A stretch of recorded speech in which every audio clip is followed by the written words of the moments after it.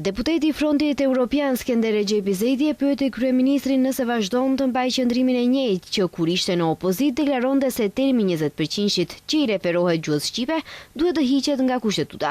Me këtë rast deputeti Zejdi i kërkoi kryeministrit që të bëhen ndryshimet kushtetuese. Pyetja ime është, kryeministër, a jeni të gatshëm të bëjnë ndryshimet kushtetuese? Ju ta filloni, ashtu siç e keni premtuar 2020-2022, ju si kryeministër, ju t'i merrni meritat që gjuha përfundimisht, gjuha shqipe, gjuha ime të bëhet pjesë e kushtetutës dhe të krijohet një harmoni ndëretnike e cila është më se e nevojshme për qytetarët. I kemi numrat mbi 100 deputet. Mickoski u shpreh se për të nuk është e rëndësishme përqindja, prandaj u kërkoi që deputetët e opozitës të mbështesin ligjin për përfaqësim të drejtë dhe adekuat, që do të hyjë në kuvent, ndërsa Mickoski u kundërpërgjigj dhe akuzave të opozitës lidhur me provimin e jurisprudencës, përshka tha se kjo ka mundur të zgjidhet me kohë nga ministrat e BDI-s që për vite kanë qenë në krye të dikasterit të drejtësisë.